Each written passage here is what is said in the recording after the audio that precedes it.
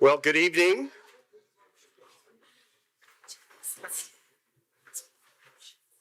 Welcome to the Wilburn Auditorium here on the campus of Pepperdine's School of Public Policy. My name is Pete Peterson. I'm the very grateful dean of this graduate program. And to all of those who are tuning in via live stream, welcome to Malibu, California, where it's 75 degrees and sunny. Okay, maybe that's a little disinformation. Uh, we're very excited to partner yet again with our friends at the Steamboat Institute for tonight's debate on such a vital issue as the relationship between the United States and China. In many ways, tonight's debate is a bit of a microcosm of the larger graduate policy program here. We place a premium on what we call viewpoint diversity in our educational process.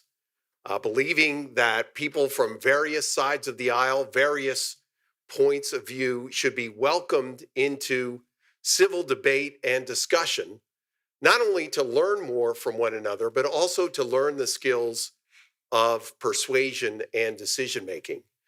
In no other field is that set of skills more important than in policymaking. And in few domains are we seeing less viewpoint diversity than in American higher education. I think it's so important, especially as a graduate policy school that is tasked as we are with preparing the next generation of public leaders from the global stage to the local city, that they possess those skills of understanding how the other side thinks, to be able to not only ground and understand their point of view, but understand how others think as well. This isn't just a partisan statement. And especially as we debate and discuss issues like the relationship between US and China, we understand that in the field of foreign policy, even within partisan ideologies, there's now a mix and fracturing of different perspectives on America's role in the world. We're seeing this play out in real time, even in this last week. Some of you have been following the news about what's been happening at our State Department with the debates about the US role vis-a-vis Israel and Gaza. This has precipitated some leaked memos coming out of the State Department by those State Department staffers that are frankly unhappy with the administration's position. I will note just earlier this week, there was a State Department briefing in which spokesperson Matthew Miller noted, and I quote, "The State Department, like every organization, not just in government, but around the world, contains people with a diversity of views." He went on to say, "One of our strengths as an organization is that we have a diversity of views and that we welcome people to make those views known." I'm sure they don't welcome their staffers leaking various memos or posting certain things on social media, but that is the other part of leadership preparation. There is a time for debate and discussion, and this should be done in a civil way, but then there is time for decision making. And in that decision making, especially within our governing institutions, after that debate is over, there needs to be a coalescing and support for those decisions. Of course, we see that in many different areas of American foreign policy, but particularly the issue we're going to address tonight, which is the relationship between the United States and China. And that's why, as an institution that is deeply committed to viewpoint diversity, we look for like-minded partners like the Steamboat Institute, which alike is not only interested in fostering and hosting debates in civil ways about such timely and important issues, but is also committed as we are to the preparation of the next generation of public leaders. And so without further ado, please join me in welcoming our partner for this evening, the president and CEO of the Steamboat Institute, Jennifer Schubert-Aiken.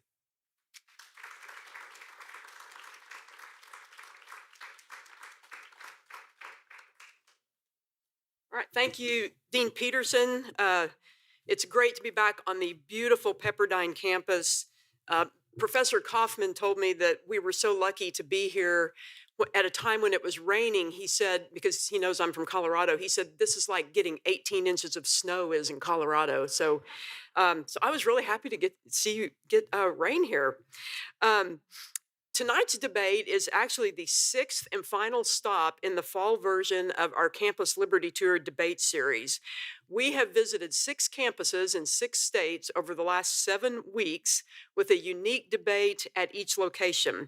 We have visited the old Parkland Debate Chamber in Dallas, Washington and Lee University in Lexington, Virginia, the University of Texas at Austin, the University of Maryland at College Park, and the University of North Carolina in Chapel Hill. So we are getting in our frequent flyer miles. You can view the full debate schedule, all the topics and speakers we've had over the last several weeks at steamboatinstitute.org. And also, please note that all of our debates, as well as tonight's debate, will be available on Steamboat Institute's YouTube channel in its entirety. I would also like to welcome our virtual audience, which includes people that are attending watch parties, which are being hosted at Texas Wesleyan University, Bucknell University, where they have the Open Discourse Coalition, Latinos for Tennessee. There's a group of alumni from Cornell University that are meeting in Florida tonight watching this live. And I know there are several others in different places all over the country. These viewers, along with all of you here with us tonight at Pepperdine, will also be able to participate in our audience polling on the debate question. And they can submit questions along with all of you to the speakers using your phone. So this is one time when it's not rude to bring out your phone during the event. You will actually need to do that to be part of the discussion. Steamboat Institute is very proud to once again collaborate with the Pepperdine School of Public Policy to offer this shining example of how civilized debate and discourse of our nation's most pressing problems is possible. As with all of our debates held on campuses all over the country, the emphasis is on civility and teaching students and everyone who attends how to think, not what to think. As a nonprofit, nonpartisan organization, Steamboat Institute relies on the support of many generous individuals and foundations to bring programs such as the debates to audiences across the country.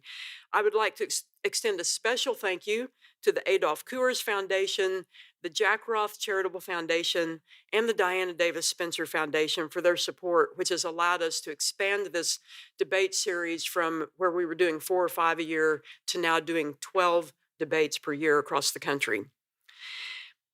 As China's global ambitions and actions rise, concerns are growing over the possibility of another Cold War, this time between the US and China.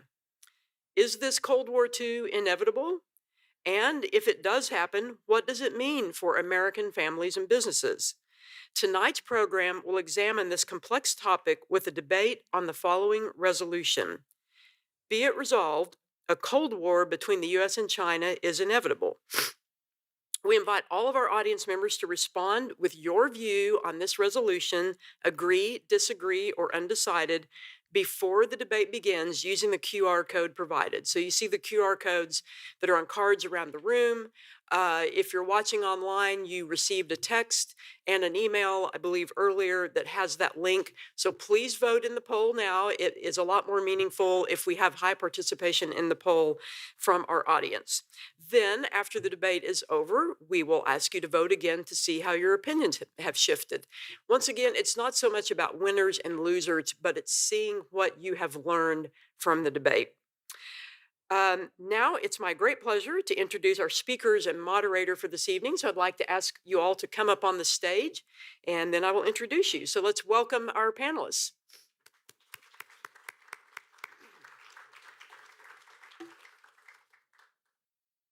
I believe there are steps right back here behind me. We won't make you have to pole vault onto the stage.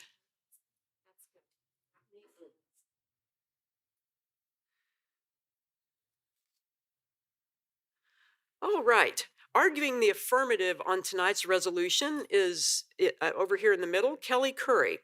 Ambassador Currie is a founding partner of Kilo Alpha Strategies, which is a boutique geopolitical advisory firm. Throughout her career in foreign policy, Ambassador Currie has specialized in human rights, political reform, and non traditional security issues with a focus on the Indo Pacific region. Ambassador Currie is currently a non resident senior fellow at the Atlantic Council.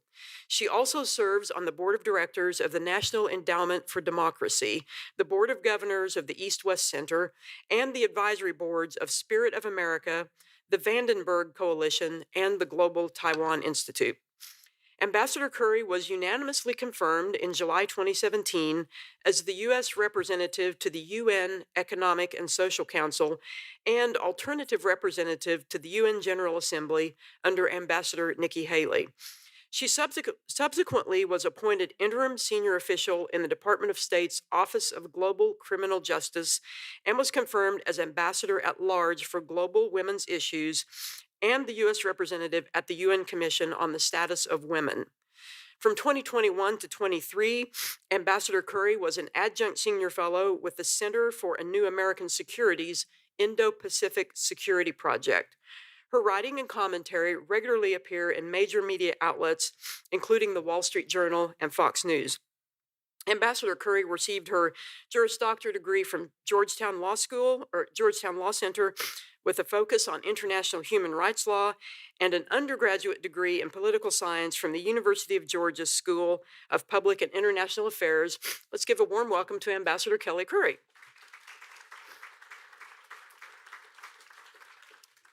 Arguing the negative on tonight's resolution is Max Baucus. Max Baucus is former U.S. Senator from Montana and served as U.S. Ambassador to the People's Republic of China under President Obama. In his years as an elected official and diplomat, Ambassador Baucus was engaged in the most consequential issues of the past half century. Through the Baucus Group, LLC, Ambassador Baucus currently serves as an advisor to several companies, including Binance, Infravision, Montana Technologies, and many others. He devotes much of his time to the Max S. Baucus Institute in Montana, which was founded to give young adults opportunities in politics, government, and overseas studies. First elected to the U.S. Senate in 1978, Mr. Baucus went on to be Montana's longest-serving senator. During his fifth term, Senator Baucus rose to the chairmanship of the Committee on Finance and was the principal author and advocate for the Affordable Care Act. He was also instrumental in gaining approval for new free trade agreements with 11 nations. A longtime supporter of a broader rule-based trading system, Senator Baucus was instrumental in opening permanent normal trade relations with China and in promoting China's 2001 entry into the World Trade Organization. Ambassador Baucus is a native of Montana, the state where he was raised in a ranching family, appeared on the ballot 9 times, and never lost an election. He and his wife make their home in Bozeman, Montana. Let's give a warm welcome to Ambassador Max Baucus.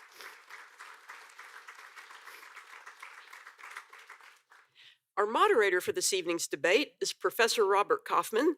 Many of you here at Pepperdine know him as the Robert and Catherine Dockson Professor of Public Policy here in the Pepperdine School of Public Policy. Professor Kaufman is a political scientist specializing in American foreign policy, national security, international relations, and various aspects of American politics.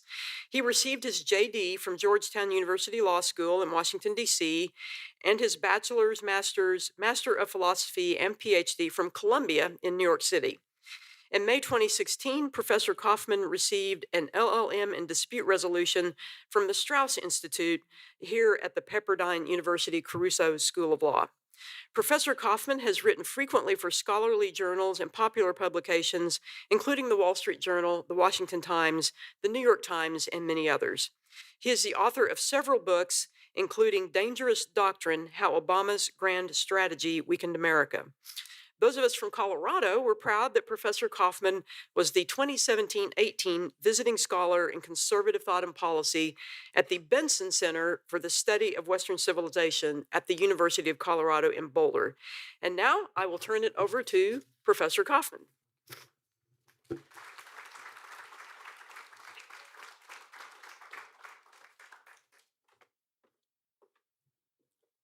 Good evening. Thank you for being here, and thank you, wonderful guests, for a very lively and important debate. I'm just going to give you a few mechanics about the debate.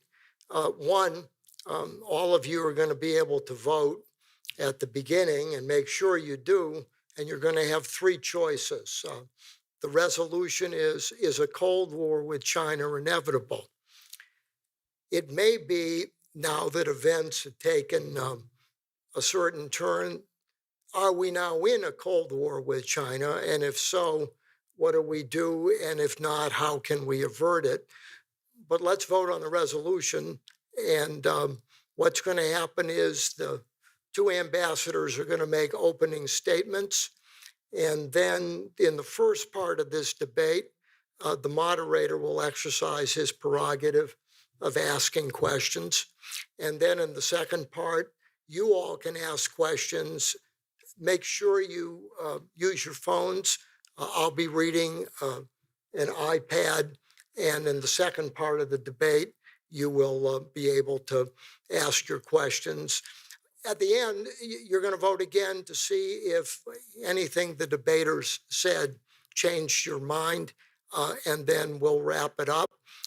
With that dispensed with, let us give Ambassador Currie a warm welcome for her making her opening statement.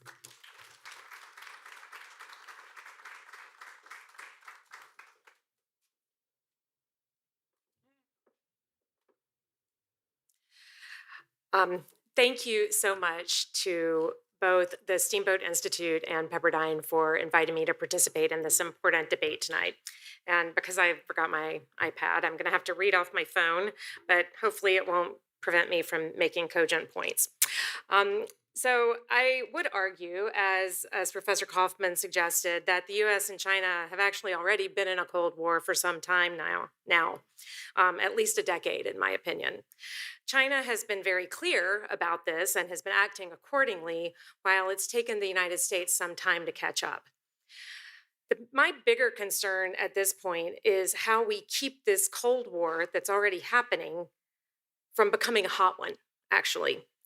There are already several hot wars by proxy going on around the world. If you think about this conflict that we're in with China as embodying not just China, but its alliance of the Russians, the Iranians, and on some days the North Koreans, a group that is now referred to as the CRINCs, a wonderful new acronym that is quickly replacing the BRICS as a way to talk about this group that has of authoritarian, aggressive regimes that has come together in common cause and to reshape the global order in ways that make it safe for authoritarianism and dethrone the United States from its place of prominence. Neil Ferguson, the Harvard scholar, has cited Russia's reinvasion of Ukraine in February 2022 as the first hot war of Cold War 2.0, as he calls it. I would actually go back further to Syria, where Russia and Iran have worked to prop up Bashar al-Assad with full support from Beijing. The U.S. failure to follow through on our red line after Assad used chemical weapons against his own people was a major signal to these revanchist authoritarian regimes that the U.S. lacked either the will, the means, or both to defend either its interests, its values, or the so-called rules-based international order that it created. More recently, the chaotic and incompetent withdrawal from Afghanistan in August 2021 signaled that the United States was an exhausted paper tiger that was unwilling or unable to stand with its allies. Today, it would be fair to say that the world is on fire, but so far, the United States and China continue to stick to the limits of the Cold War. But let's be very clear, China is preparing for things to get hotter, and they're demonstrating this every day. Whether we're talking about Xi Jinping's no limits partnership with Putin, which extends to covert military support that is used against Ukraine every day, China's support for Hamas against Israel, their quiet involvement on behalf of authoritarian clients in less prominent conflicts like Myanmar or Sudan, or their provocative and risky behavior that seeks to alter the status quo in the South China Sea and the Taiwan Straits. We see China practicing their own form of deterrence against the United States. This axis of authoritarianism is their tool that they're using to do this. But they also use quieter, smaller tools, whether it's United Front influence operations around the globe, including here in the United States, that run the gamut from soft intelligence gathering to outright intellectual property theft, from sowing divisions in democratic societies to outright transnational repression in violation of both the sovereignty of other nations and the rights of their citizens. They also use economic statecraft that seeks to foster dependencies on China while simultaneously decreasing China's reliance on others, the so called dual circulation economy that's the bedrock of Xi Jinping's economic policy. They do this by weaponizing China's trading and economic relationships with developed countries and developing countries alike. China is also engaged in a full-scale assault on the normative framework that underpins the United Nations across all three pillars, the security pillar, human rights, and development. They're also engaged in an unprecedented military modernization and buildup that has created security dilemmas across the Indo-Pacific. As I noted, the United States has been slow to accept the consequences of being in a protracted struggle with a country that is both the pacing security threat for us, as well as one of our most important economic partners, if not our most important. The human rights community, to which I'm proud to belong, was among the first to recognize the threat China posed because it was focused on what the CCP was doing to those who were fighting for fundamental rights on the ground in China and for better treatment of marginalized communities. I'm talking about the community organizers, ethnic minorities, migrant and factory workers, poor farmers, defense lawyers, feminists, LGBTQ activists, independent media, liberal scholars, non-state religious organizations, and pretty much any other voice that diverged even slightly from Xi Jinping's increasingly strident party line. The human rights community was also paying close attention to what was happening on the ground in Hong Kong and the weakening of freedoms, the rule of law, and autonomy there. We saw how the party state was treating China's most vulnerable and its most rights-conscious citizens, and how it was exporting its governance, policing, and economic models into other countries that were struggling with conflict and human rights crises. We saw how China's increased presence in weak, badly governed contexts usually made those situations worse and empowered the most retrograde elements there.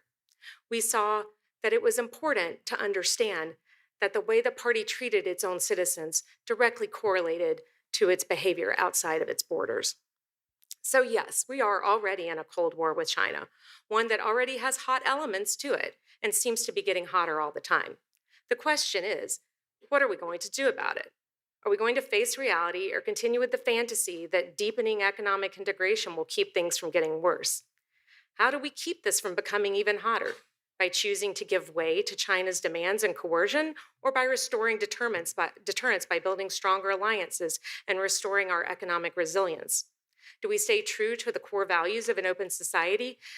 How do we do this when we know that the Chinese party state has become very skilled at using that openness against us, whether they're weaponizing disinformation or co-opting our elites? These are the challenges we face, and we need to have a national conversation about it. Thank you.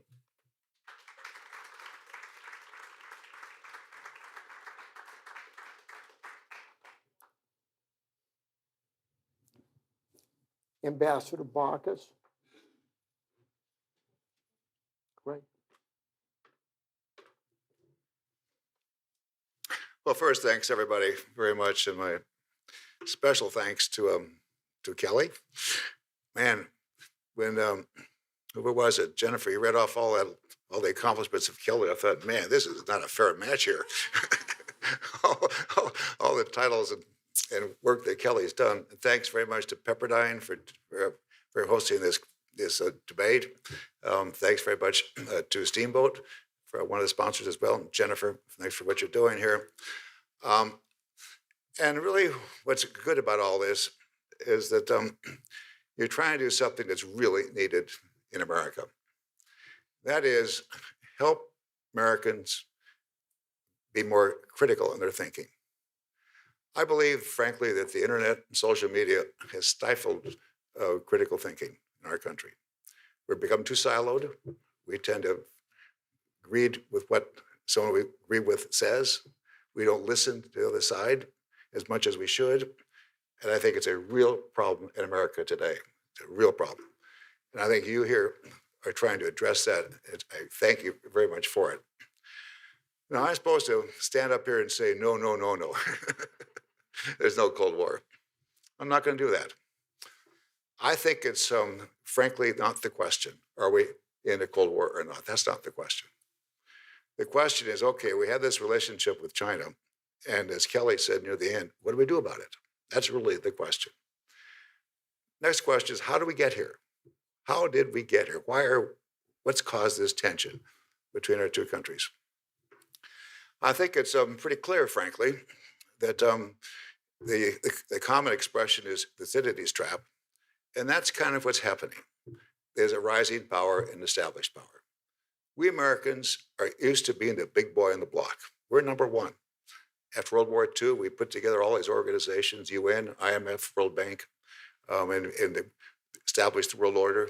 We are number one, and we're used to it.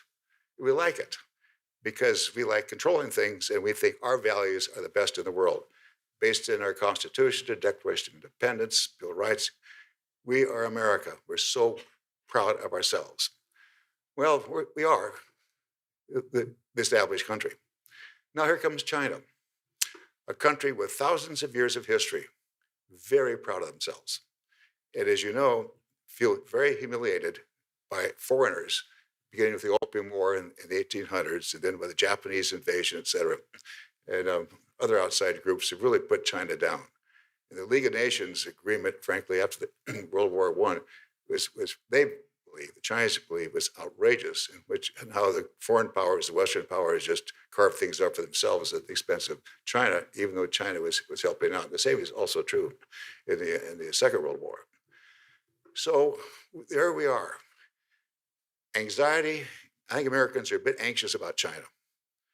What do we do about that big country over there? And Chinese think they're put upon, and they feel they have their rightful place in history too. The construct I come up with, and it's kind of corny, but it's the best I can do, is that this is like an arranged marriage, US-China. The geopolitical, economic forces of the world have come together to create this situation. Established power, United States, rising power, China, both very proud countries and both care deeply about their place in the world.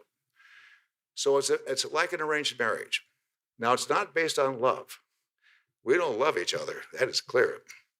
But it's like an arranged marriage because there's no getting off this planet. China is always going to be here. They're not going anywhere. They're going to be on this globe. America's not going anywhere. We're going to be here. We have our system we're proud of. They have theirs, and they're proud of it. So the question is, how do we try to accommodate each other? There's no divorce. There's no getting off this planet. So we got to figure out, if we want to, how to work together. Now, that assumes good faith. Clearly, we Americans believe in we want to deal with China in good faith. Biden certainly does. Obama certainly did. All American presidents want to deal in good faith. The real question is, does China deal with us in good faith? That's a big question. Chinese think we're trying to stop China's rise. They feel that clearly. We don't know what China's goal is. Does China want to be the hegemon in Southeast Asia? Maybe more than that? We don't know. When I was over there surveyed, I asked that question constantly. What's your goal? And I don't care what you say.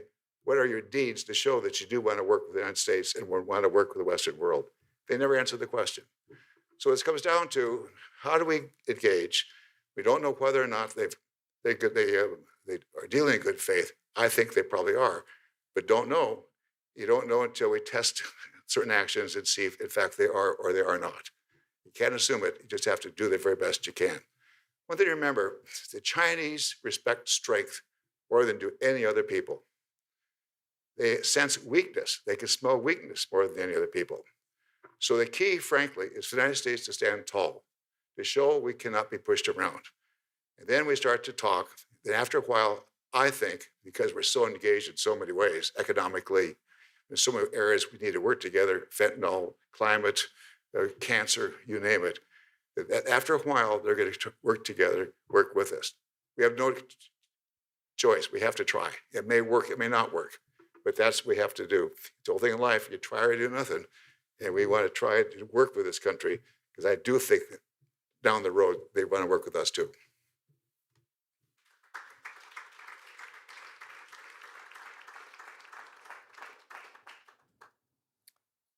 All right, I'm going to ask the first question, and Ambassador Baucus, you're to blame for this question. Okay. But by referring to the Thucydides trap, you're referring to Graham Allison's book, the former dean of the Kennedy School of Government, author of Essence of Decision. And Allison wrote a book that is very controversial. It's controversial because some people, including my colleague Arthur Waldron, thought he got Thucydides wrong, but also Allison's conclusions. Allison basically argues China's going to be number one, and our job, therefore, is to manage this transition as gracefully as possible. And I'm going to ask both of you, because this is a fundamental question. Is China becoming number one inevitable? Because politics is indeed reconciling the desirable and the possible. And if Allison's reading of China and Thucydides is right, Ambassador Currie, doesn't that mean that Ambassador Baucus is correct?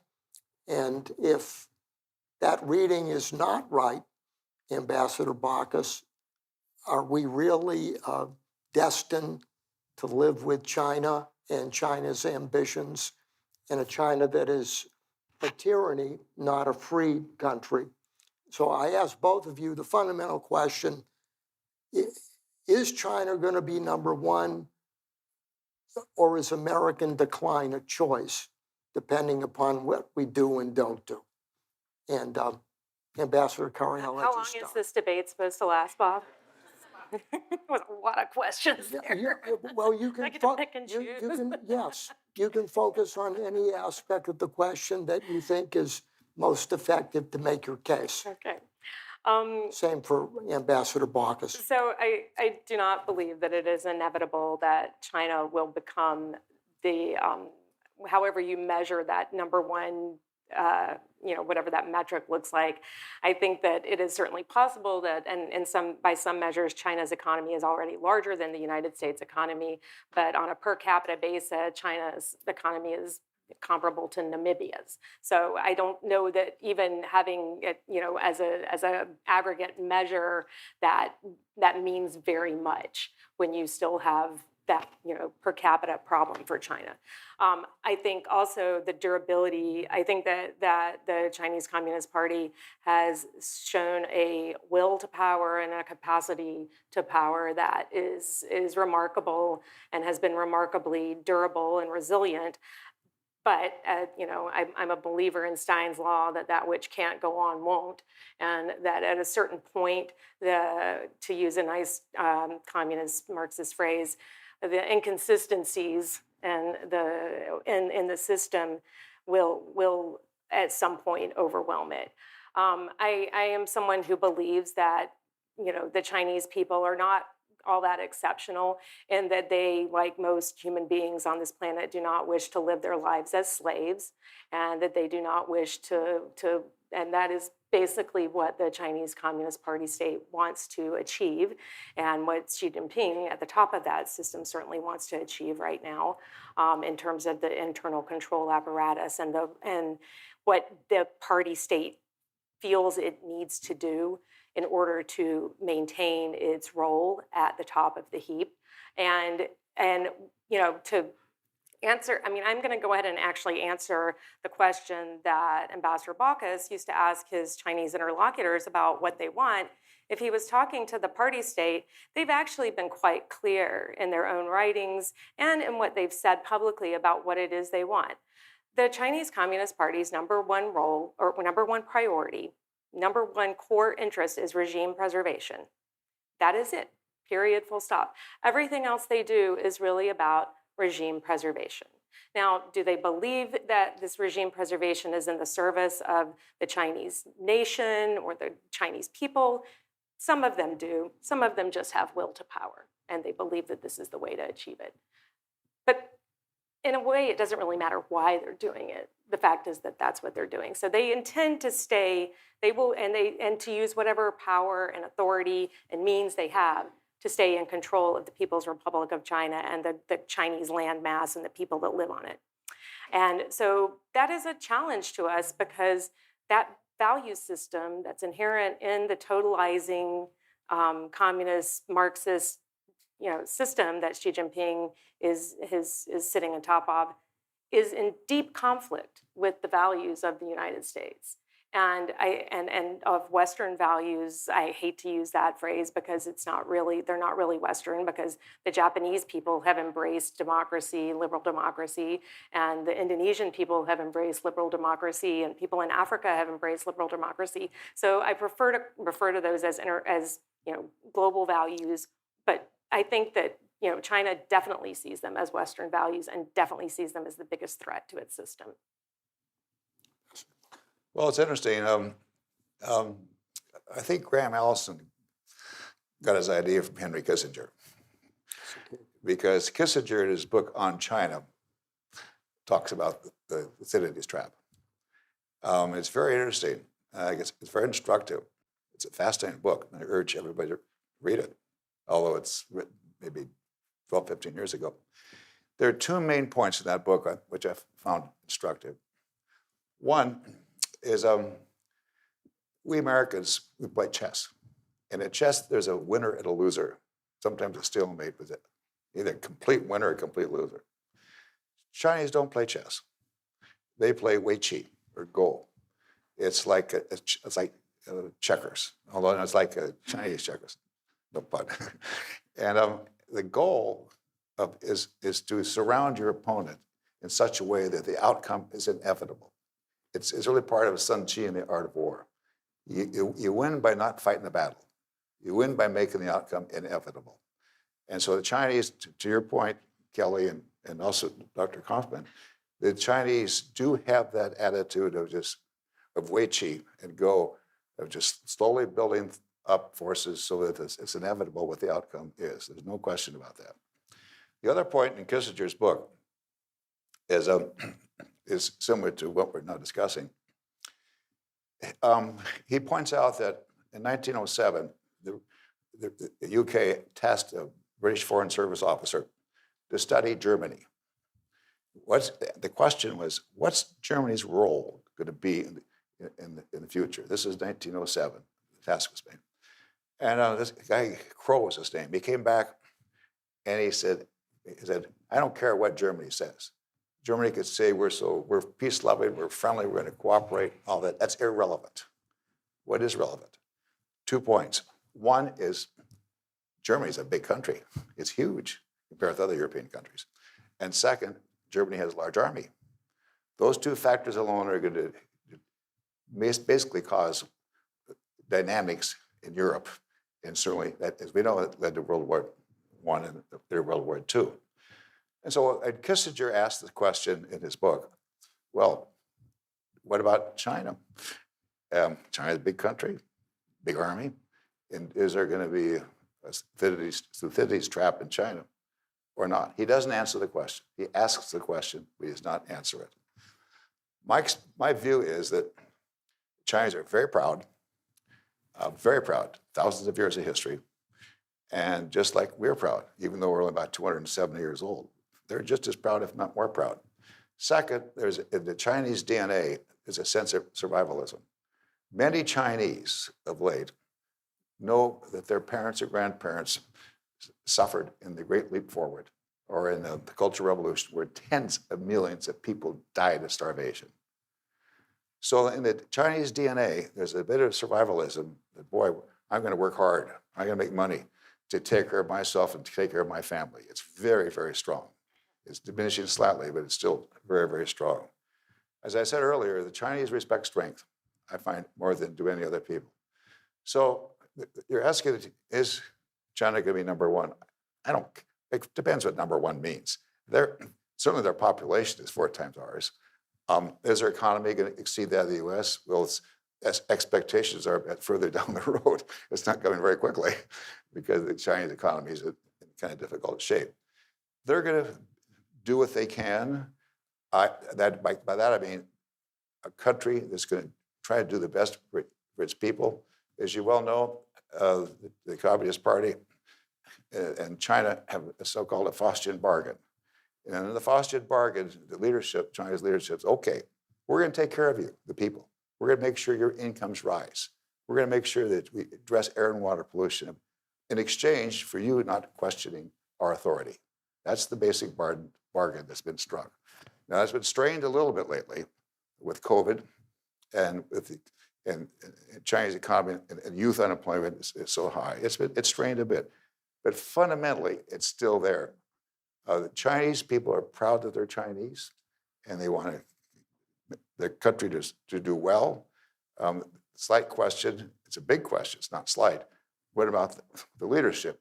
You know, they got Belt and Road Initiative, they got AIB, there all these development loans all around the world. And some can argue, well, gee, they're just out there to try to slowly take over. It's kind of like go and wait, gee.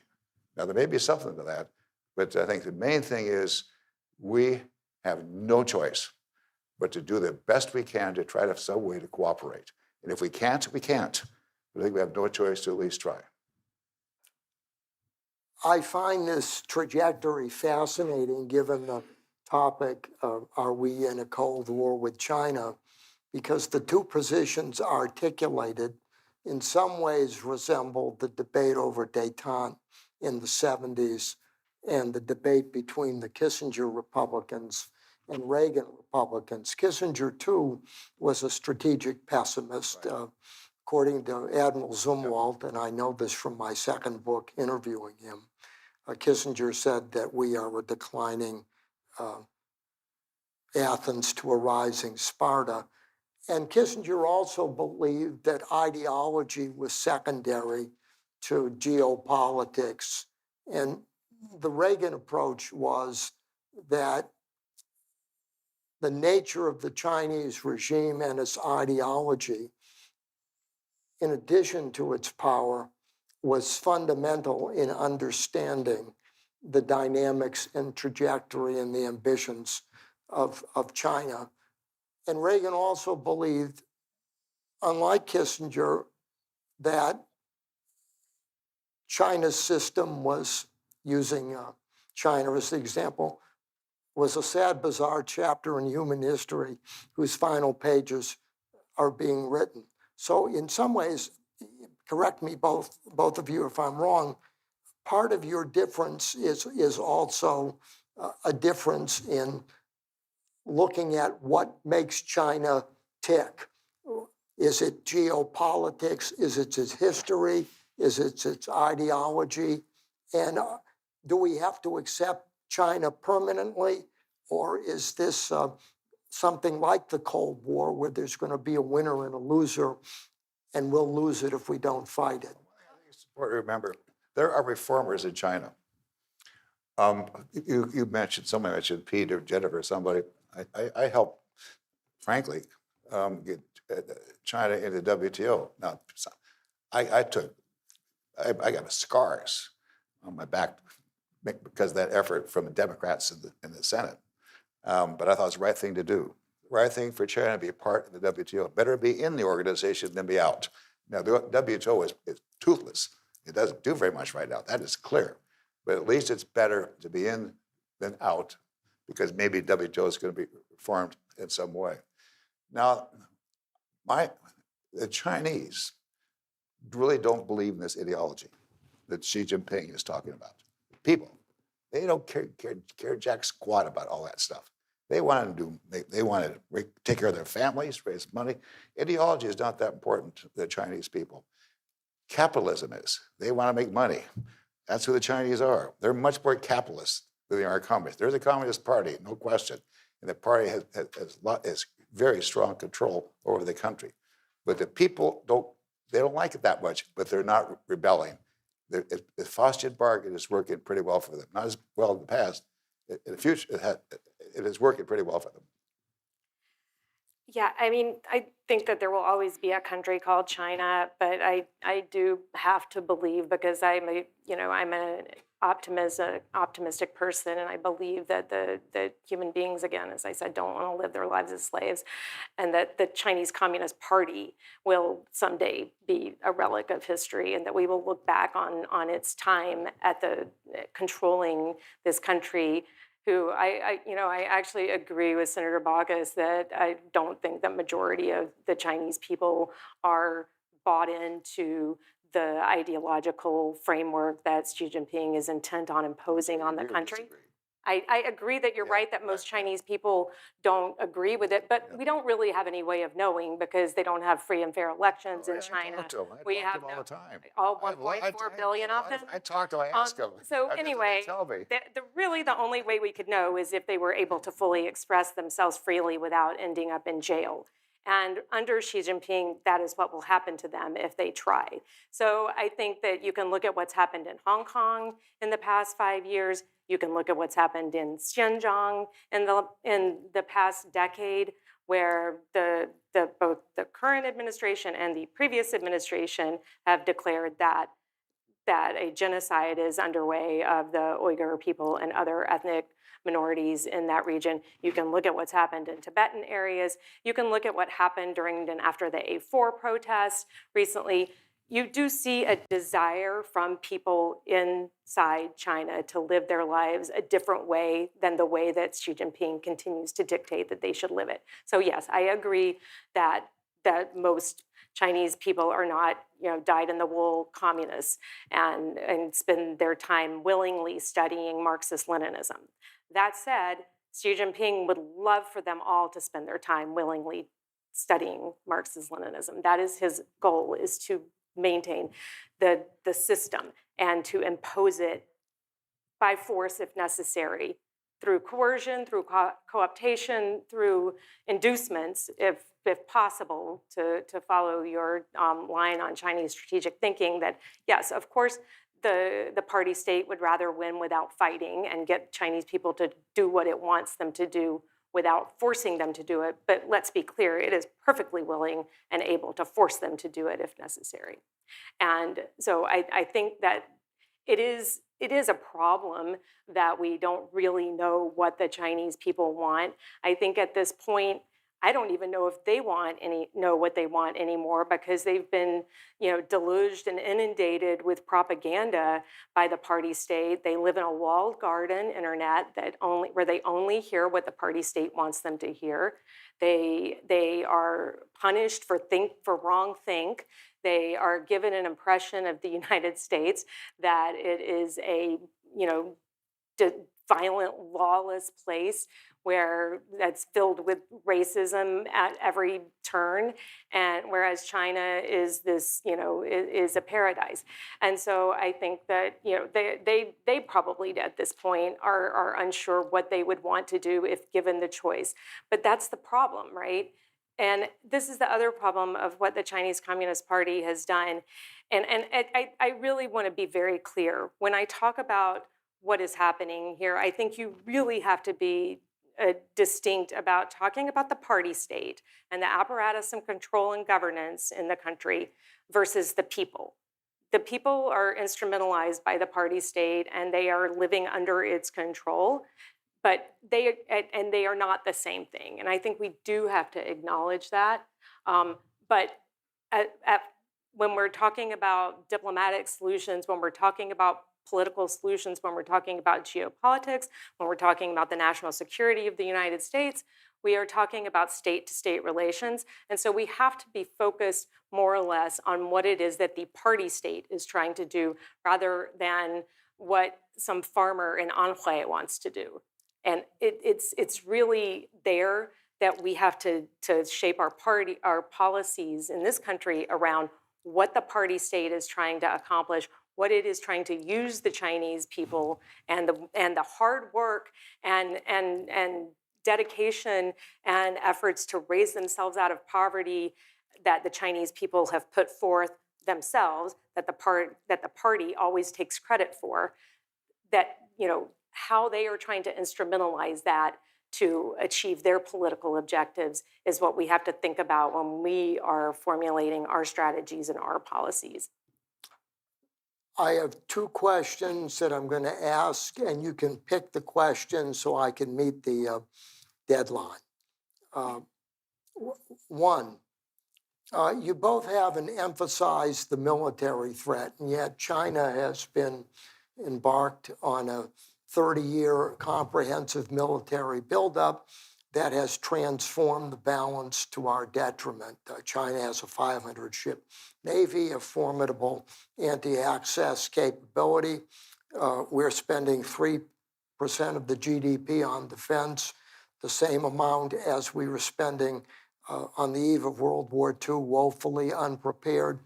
And recently, two very fine historians, not ideological, Hal Brands and Michael Beckley, wrote a chilling book arguing that a perfect storm of China's short-term opportunity and long-term pessimism and our own dysfunction and multiple threats may lead to a military confrontation with China sooner or later. Moreover, most war games show that we lose that in the event of a confrontation in the Western Pacific. Is that plausible, and what do we do about it? You like that question, but you won't like this one. Even if you're right, isn't Ambassador Baucus right? Even with China stealing intellectual property, that our economies are so interdependent that it's unrealistic to think that decoupling is a strategy that can work. And isn't it, in some sense, economically, based on the degree of integration, such that there's a point to Senator Baucus's argument, even if we don't like Chinese behavior, that we're going to have to live with it somehow because we're too immersed with each other. Decoupling is not a plausible option. So you can choose either one of those. And I gave you each a question you wouldn't like, so you can pick the one you do. I'm happy to answer both. I think we've absolutely got to, I think that there is in Washington finally an awareness that China is the pacing threat. You do hear this out of the executive branch, out of the Congress. The problem for us is that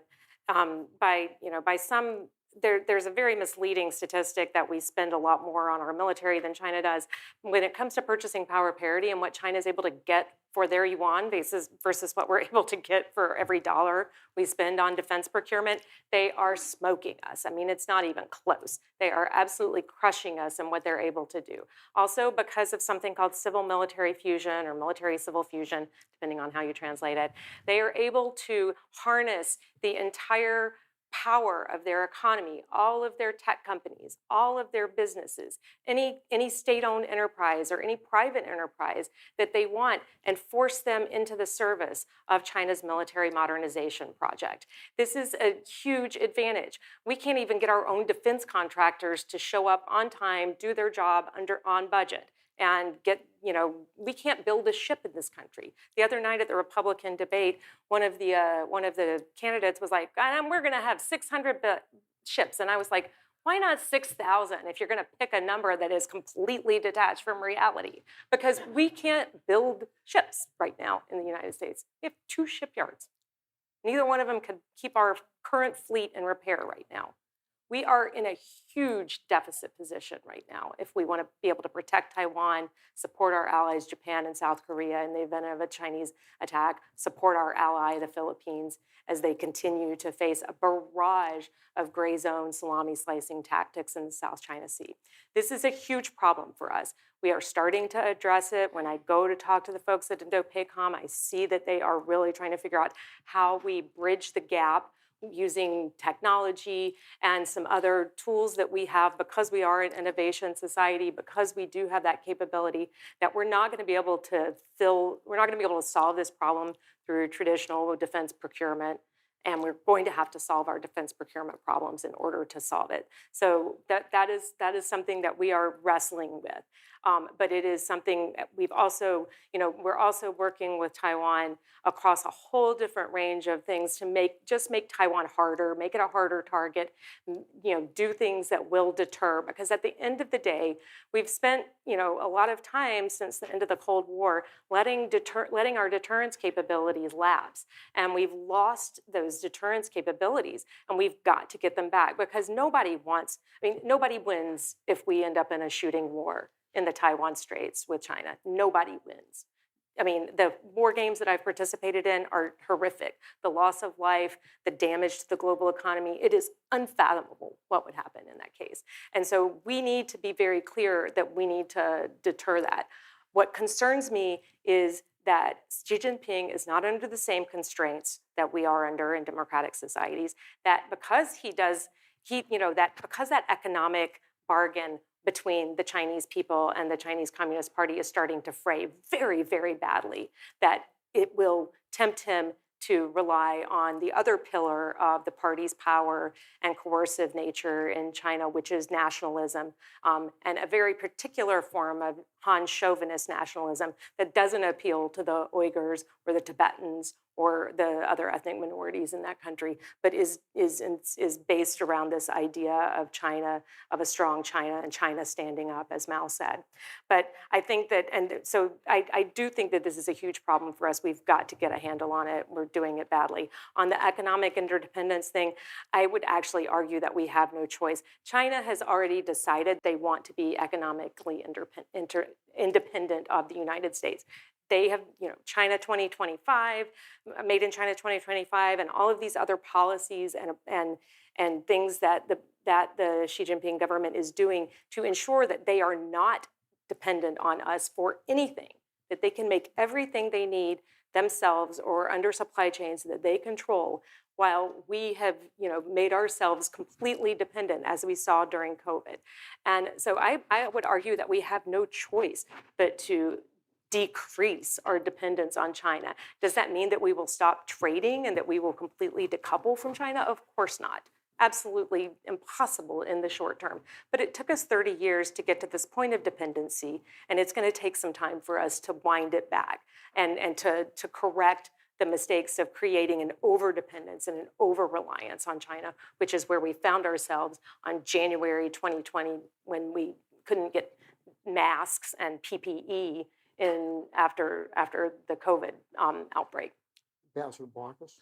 Yeah, Graham Allison said recently, we must cooperate with China. He said we're two big countries, we're all opposed to each other in many ways, but we have no choice but to cooperate with China. That's Graham Allison. Second, I think that we need, frankly, to better understand each other, we, China, China, United States. We sent only 350 American students to China this year or last.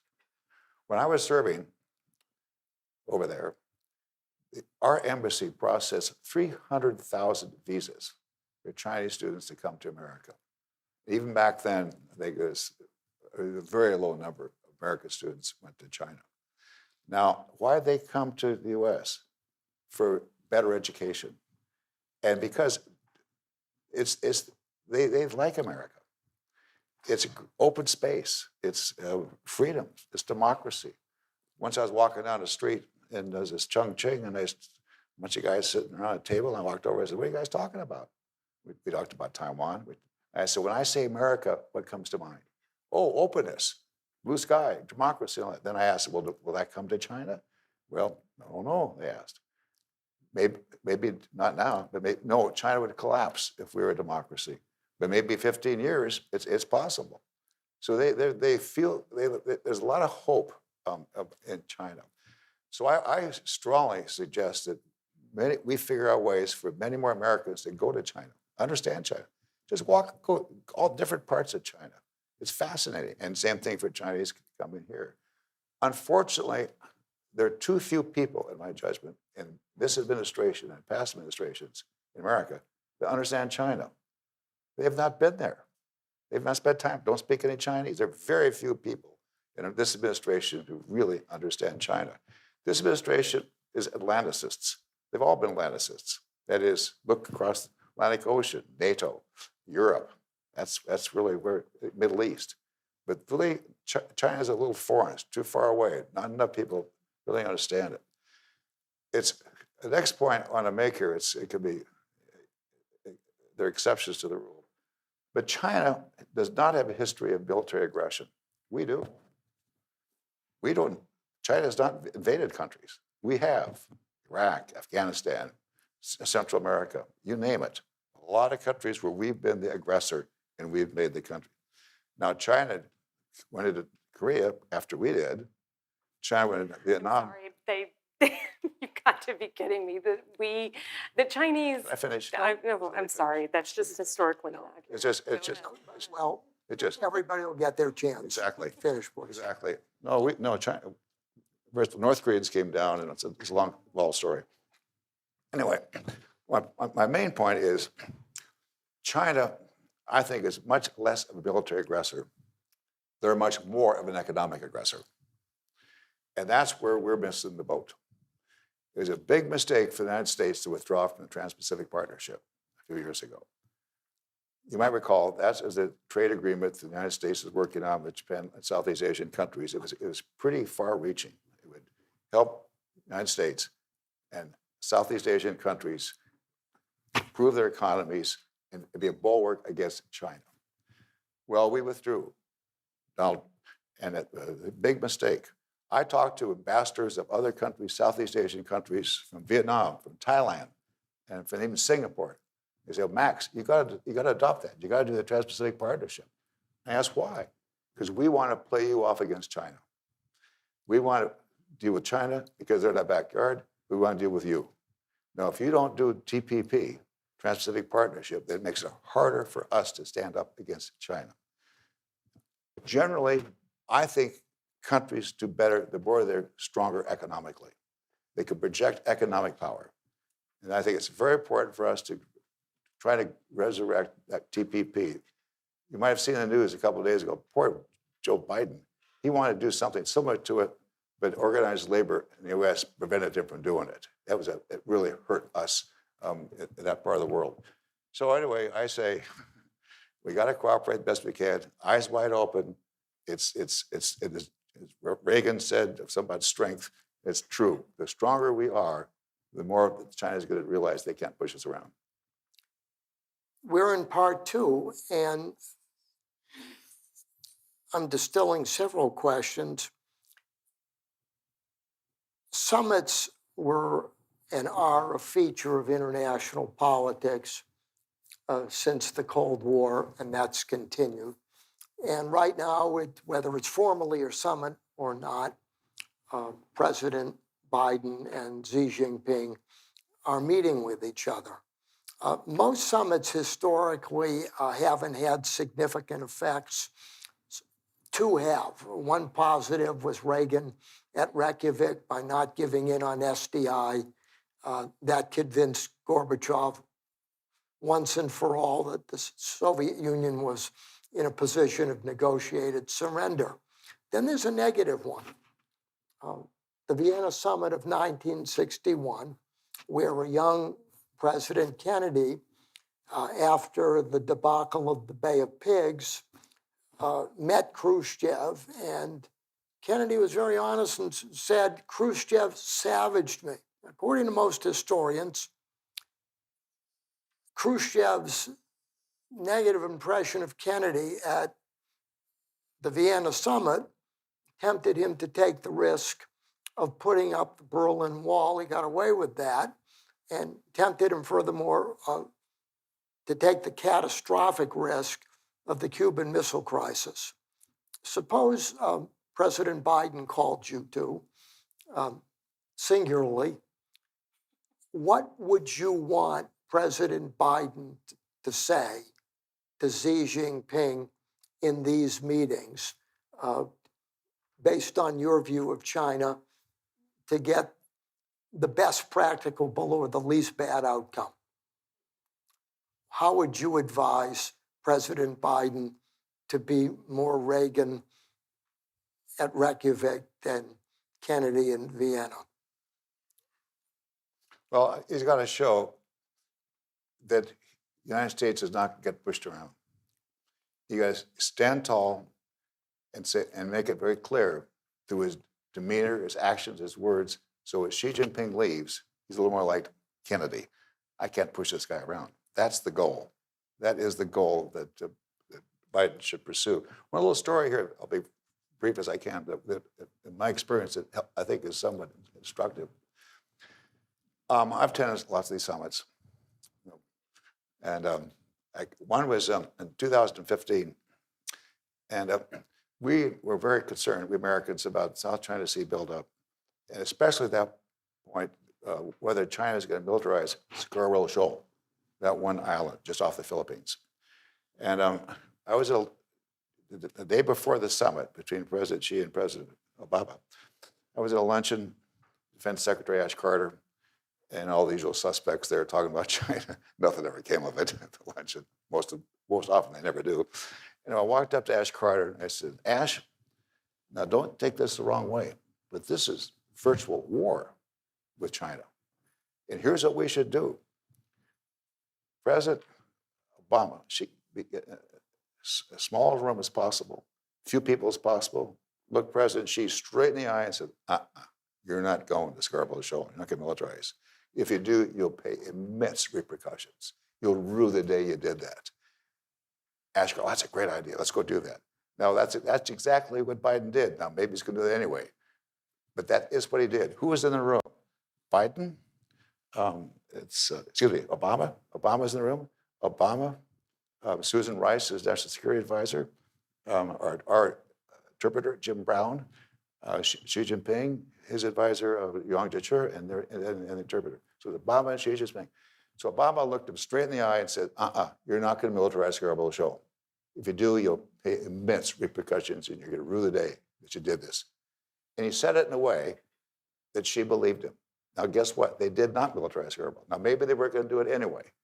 But my main point is when our president looks their president straight in the eye and says, and backs it up so that statement is not only credible, it's believable, and so that President Xi in this case, knows that, hey, you can't push America around. Ambassador Currie, and also because you had a rebuttal to the observation that China did not commit aggression. Feel free to respond to that, and the ambassador can respond to your response I think the if you wish to do that. Yeah, I think the Indians would have a bone to pick with the idea that China is not aggression. I think the Tibetan people and others also would feel that way, would dispute that characterization. And I would also say that the idea that China did not fully back North Korea's invasion of South Korea and was not 100% complicit, that there were not Chinese personnel with North Korean troops is just historically inaccurate. Flatly, there's just volumes of historical information to that effect. And that Mao did not fully back that is just, it's not true. To the point about summitry, I think that, the problem that we have with this particular summit is that for the past year, the Biden administration has been sending cabinet officials to China, basically begging Xi Jinping to come to the United States and APEC, just looking like so ardent suitor and kind of desperate. And I agree with Ambassador Baucus. The Chinese do respect strength, and they do want, and the way to deal with them is from a position of strength, which arguably we should be in right now. Our economy is doing better than theirs. They are in the pits of global opinion. The opinion of China around the world has dropped drastically over the past few years. They are, aligned with Putin and have alienated the Europeans who they were counting on to be a bulwark in their competition with us. And so they are actually they come into this summit in a very weak position. And yet, 3 or 4 days before the summit was supposed to take place, we still weren't even sure if Xi Jinping was going to show up, because we have allowed them to play a weak hand so well. And we have played a strong hand badly. And I don't know, mixed reports coming out of this. I think that, we are seeing some indications that the tough line that the administration, and in particular Biden, saying 4 times that the U.S. will come to Taiwan's defense, has rattled them to the point where they add, apparently the formulation that came out on the Chinese statement was different around Taiwan with a different kind of ask. And so that may have actually worked, and that is exactly the kind of thing that I think does work, is putting them back on their heels and forcing them to deal with with our strength is the way to do it. So I again agree with you, Ambassador Baucus, on that point, but I don't think that going basically in this supplicant kind of way that the administration has been going the past 4 years. I think also trying to to go back to the future and set up working groups and procedural, empty procedural activities that the Chinese then tend to hold hostage and use. They're very good at using process and form to get real concessions from us or real deliverables from us, and they give us paper and promises. And there's a huge mismatch historically there. So I would definitely warn any U.S. president going into a summit with a Chinese leader to not give up real stuff for empty promises. This has got to be like the fundamental, like that's got to be your baseline that you start from. Do not give up real stuff that's important for empty promises that they have no intention of delivering on. And I'll point to the cyber attack, the cyber agreement that the Obama administration signed, where Xi Jinping said that they would stop, doing certain things. And literally, I don't even think he was back on the plane before we caught them doing exactly what they said they weren't going to do. They also actually said they were not going to militarize the South China Sea, which is a very different thing from saying they are not going to they were not going to militarize the Scarborough Shoal.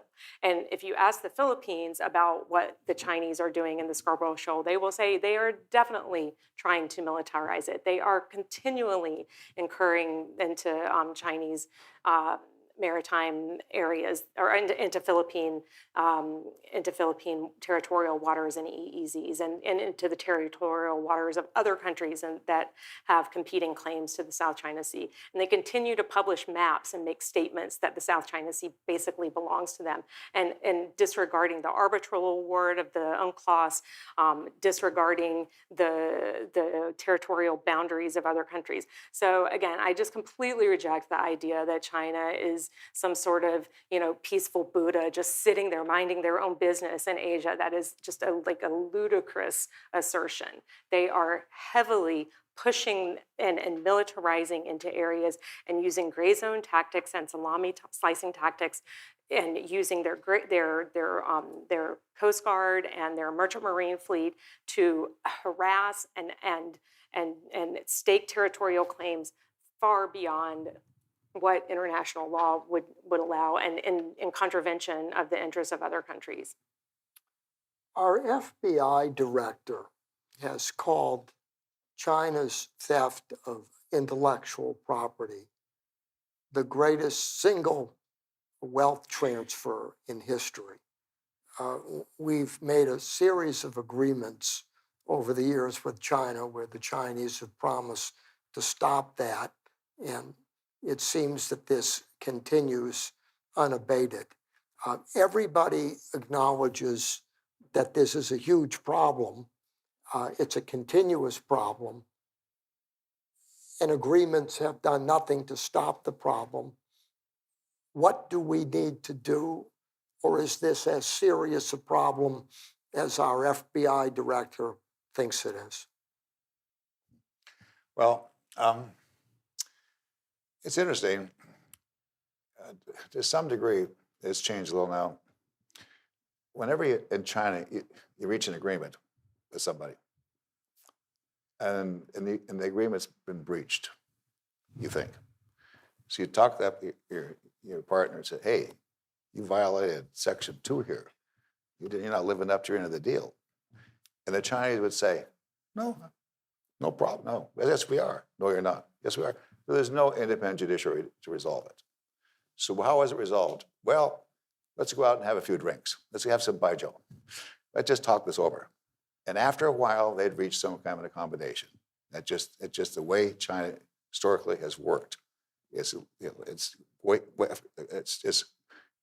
that's really how they work. Now that's changing. It's changing because a lot of Chinese companies want their intellectual property protected too. Not just American companies, but Chinese companies want theirs protected too. And there are intellectual property courts in China. And my understanding is, they're somewhat helpful, not as much as we like. But when you ask American business, what's their number one problem in China? It's not IP theft. It's not. Number one problem American businesses face in China is access. It's regulations and so forth. IP is there. I've talked to a lot of American companies. I've asked that question specifically. Big American companies in China. Are you concerned about IP theft? No, it's not a problem. We work with them. It's not a big deal. So there has been a lot of theft clearly over the years, all kinds of ways. Now, to be honest, we do a little ourselves. It's not just China, frankly, and it's a problem. And like a lot of problems, you have to keep working with it, doing the best you can with it. I don't know how you stop it, frankly. Do we sanction Chinese courts for failing to properly enforce intellectual property protection? I don't know. I will say this. I think we're too loose with our sanctions. There are about 1,300 sanctions now. It is like water off the back of a duck. That has very little effect in China. It doesn't affect the Chinese at all. And it's frankly, they don't like it. And it causes, in many cases, more problems than it solves. So on IP theft, it does continue to be a problem, and it does. I think that you'll see it that it's moved up the value chain and manifests in different ways. And it's not just about stealing a design anymore. It's also about stealing business processes and other things, other kinds of intellectual property. And to go to the and it's true that a lot of the way that China has been able to get a lot of the IP that they've gotten is because American and European companies, businesses have basically handed it over to them in exchange for market access. And to me, this model that China has basically set up where they will let foreign companies come in and do business in China and try to sell their goods, manufacture and sell their products in China to the Chinese market in exchange for providing, teaching their Chinese counterparts how to do whatever it is that they do, sharing their IP, setting up a joint venture, all of this stuff. The American companies that I've talked to that have had terrible experiences with this, where they find that they're in business with a Chinese partner, they're supposed to be their joint venture partner, and then they find out that their joint venture partner has basically built another factory down the road from their joint venture factory that is manufacturing identical products to the ones that they are manufacturing in the joint venture factory, but they're selling them at half the price. Sometimes they're even branded with the same brand of the American company, but they're able to do this because there is no rule of law in China. And I'm not sure what these IP courts yes, they exist, but let's remember, they are not independent and they operate under the control of the Chinese Communist Party because the party, everything in every element of governance in China is subservient to the Chinese Communist Party. That's in the Constitution. It's not me making that up. That's in the Chinese Constitution. This is the kind of thing that prompts American business people and everybody up to Secretary of Commerce Gina Raimondo to start to talk about China as being uninvestable. When you get into a situation where they are not allowing market access, or they cap market access at between 5 and 10%, or lower than 5% in most cases, but they For a lot of companies, 5% of the Chinese market on something is a lot of money. And so they're willing to do anything they can to hold on by their fingernails to that 5% of Chinese market share, because it's 30% of their overall profit. So it becomes a huge weapon that China has weaponized against American and European and Australian and other foreign and Japanese companies. And they then are able to use those companies to go back and lobby their home governments to take the pressure off of China and to lobby on behalf of Chinese interests. And this is, you know, the intellectual property issue putting aside, you have companies that will not talk about the theft of intellectual property because they don't want to lose that 5% or that 3% that they're holding on to by their fingernails. And this is the dynamic we've created over the past 30 years. And it's not sustainable. And we've got to, but it's not going to change overnight. Does that include the NBA, American business? Great American example. academics? How they use coercion and well, look, if they can co-opt you, they'll co-opt you. That's the easiest way. If they have to coerce you, they'll coerce you. Unfortunately, we've reached the point of this wonderful debate, which I wish we could continue, where time is of the essence. So what we're going to do now is each of you are going to give a 5-minute closing statement, and I'm going to wrap it up, and all of you in the audience get ready to vote. It will be unanimous. You wish for a different moderator, but you're supposed to vote on the issue of whether you've changed your mind from your initial vote on the proposition a Cold War with China is inevitable. So this time, Ambassador Baucus reversing the order, 5 minutes, and then Ambassador Currie, and then we'll wrap it up.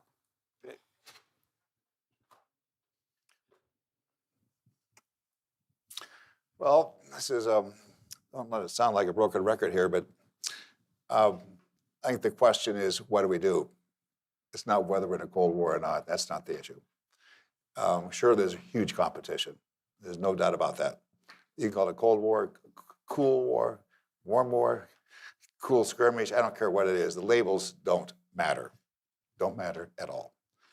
While I'm talking about labels, one thing to think about a little bit is this word competition.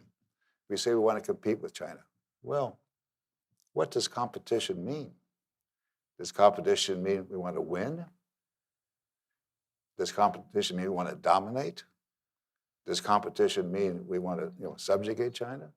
Or does competition mean it's kind of a friendly little tit for tat?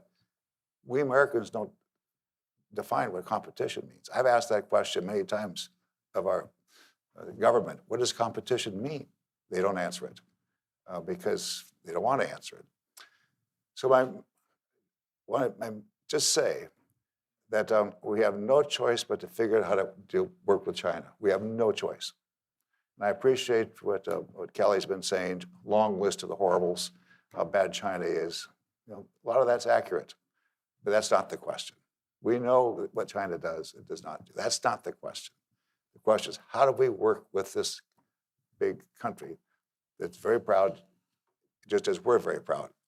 My solutions are several. One, we just got to learn more about China, understand them better, go over there, talk to them. This fellow, Mike Gallagher, who's chairman of the committee on China in the House of Representatives, hasn't stepped 1 foot in China. He's never been to China, yet he's pontificating about how bad China is. He's never been there. Very few Americans have really been over in the government, have been to China, spent any time there. They stop off and they check the box at different government agencies and so forth, but don't get around China. Don't forget, talk to people, eat the food, just get a sense of, and spend time with families to see what China is really all about. Very few Americans understand China the way it's needed. If we're going to start to address this question, we're going to understand each other. In addition to the other thing we need to do, stop criticizing each other. Stop the name calling. The more we criticize China publicly, the more they don't like it, the more they're going to hunker down, and they're going to reciprocate. They're going to start blaming us too. We know it's human nature. In your families, in your community, When you start criticizing somebody, it generally doesn't turn out too well. You can be honest, you can be constructive, but it doesn't turn out too well. One thing when I was over there, I learned that Chinese like candor. I have these meetings, some major official across the table, his staff would give him talking points, and they just pro forma stuff. My crack staff would give me my talking points, pro forma stuff. I soon realized it's much better to be kind of a little bit un-American. Interrupt, but interrupt constructively. Ask honest questions. So mid-sentence, I'd ask the fellow across the table, gee, can you give me an example of that? What do you mean by that? They loved it. It got them off their talkers. And they made some of the same points, but off their talkers. I would tell American businessmen, they go, don't be too nice. Ask constructive questions. Just be direct. Communicate. And that's the point here. Better communication with China and the Chinese people and even the Chinese government. Because if we don't, we're going to retreat in our little shell. They're going to retreat in their little shell. I'll go back to my main point that started out. It's just like an arranged marriage. We got to figure out how we accommodate each other, like a couple must in an arranged marriage. Now, that's a choice we can make. Do we want good faith to accommodate or not? We do. We want to work with this country. And I think the more we engage, the more we stand tall and show that China, they can't push us around, the more we participate in these trade agreements, which is really helpful, show that we're strong, we're present in Southeast Asia, help Southeast Asian countries push back against China, then we're a lot more. Continue the discussion with some food and drinks. Thank you to our online audience also. Thank you everyone for coming. Have a good evening.